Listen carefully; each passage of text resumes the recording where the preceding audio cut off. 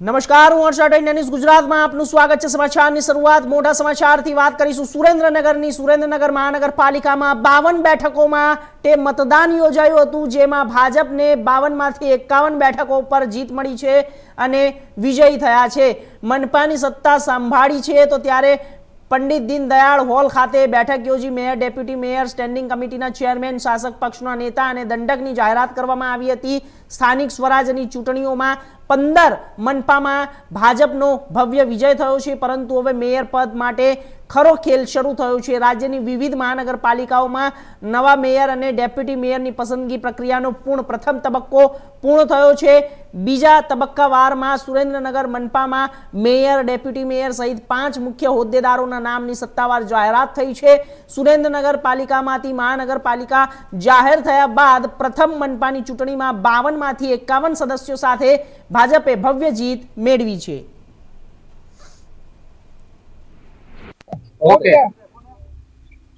આજ રોજ સુરેન્દ્રનગર મહાનગરપાલિકાના મેયર તરીકે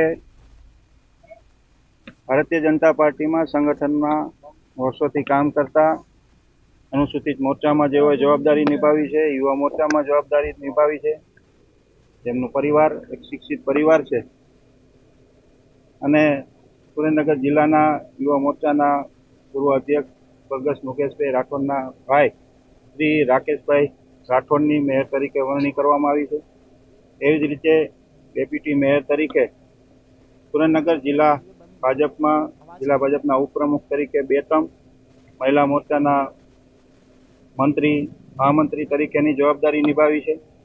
એવા સંગઠનના કાર્યકર્તા બેન સ્મિતાબેન રાવલની નિમણૂક કરવામાં આવી છે અને એવી જ રીતે સ્ટેન્ડિંગ કમિટીના ચેરમેન તરીકે, યુવા મોરચામાં મંત્રી તરીકે, જિલ્લા યુવા મોરચાના કારોબારી સભ્ય તરીકે જેઓએ જવાબદારી નિભાવી છે એવા નિખિલભાઈ ચાપાનેરીની નિમણૂક કરવામાં આવી છે અને શાસક પક્ષના નેતા તથા દંડક તરીકે શ્રી અમારા સ્વાતિબેન માંડલિયા અને પિન્ટુબેન અસાણિયાની નિમણૂક કરવામાં આવી છે। આમ આ 5 મેન્ડેટ આજે પ્રદેશ ભાજપ દ્વારા અહીં આપવામાં આવ્યા છે અને તેમાંથી સૌ પદાધિકારીઓનું નિમણૂક કરી આગામી સમયમાં સુરેન્દ્રનગરને એક સ્વચ્છ અને વિકાસની હરોળમાં મૂકે તેવી લાગણી વ્યક્ત કરી વાતને વિરામ આપું છું। ખૂબ આભાર।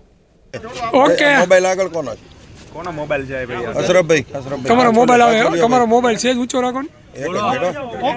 ઓકે, ભારતના સંવિધાન નિર્માતા ડૉક્ટર બાબા સાહેબ આંબેડકર અને નાનાભાઈ ડૉક્ટર મુકેશભાઈ રાઠોડની દિવ્ય ચેતનાને વંદન કરીને આજે સુરેન્દ્રનગર મહાનગરના મેયર બનાવવા માટે મને આજે જે આવડી મોટી જવાબદારી આપી છે એ બદલ હું દેશના સન્માનીય વડાપ્રધાન શ્રી નરેન્દ્ર મોદી સાહેબ તેમજ ભારતીય જનતા પાર્ટી રાષ્ટ્રીય પ્રમુખ નીતિન નવીનજી, એવા જ આપણા ગુજરાતના પ્રણતા પુત્ર અને ગૃહમંત્રી શ્રી અમિત શાહ સાહેબ, ગુજરાતના મૃદુ અને મક્કમ મુખ્યમંત્રી ભૂપેન્દ્રભાઈ પટેલ સાહેબ, એવી જ રીતે પ્રદેશ પ્રમુખ શ્રી જગદીશભાઈ વિશ્વકર્માજી, ગૃહમંત્રી શ્રી હર્ષ સંઘવી સાહેબ, સંગઠન મહામંત્રી રત્નાકરજી તથા પ્રદેશ અને જિલ્લાના તમામ વરિષ્ઠ આગેવાનો, નેતાઓ, હોદ્દેદારો અને દેવથી દુર્લભ કાર્યકર્તાઓ તથા મારો પરિવાર એવા સુરેન્દ્રનગરના તમામ જનતાનો હું દિલથી આભાર વ્યક્ત કરું છું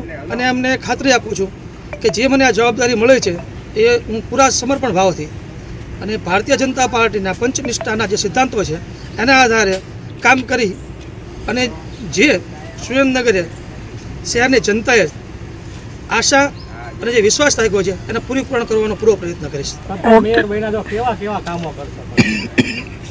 પ્રથમ મેયર બન્યા છીએ તો હાલ પૂરતા તો પ્રથમ લક્ષ્ય તો જેને કહેવાય કે જે પ્રાથમિક સુવિધાઓ છે, જેમ કે રોડ રસ્તાનું સ્ટ્રક્ચર છે, ત્યારબાદ પાણીની સુવિધા, ઘણા ખરા વિસ્તારોમાં હજી પાણી પૂરતા પ્રમાણમાં પહોંચતું નથી, ગંદા પાણીના પણ પ્રશ્નો છે, ત્યારબાદ ડ્રેનેજના ઘણા બધા વિષયો છે, ત્યારબાદ ખાસ કરીને સ્વચ્છતા, ટ્રાફિક અને વૃક્ષો, આ 3 વસ્તુ એવી છે કે જે આપણા સુરેન્દ્રનગરને ખાસ જરૂરી છે।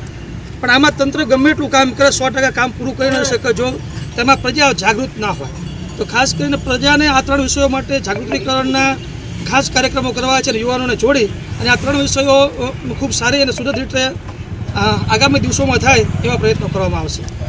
ઓકે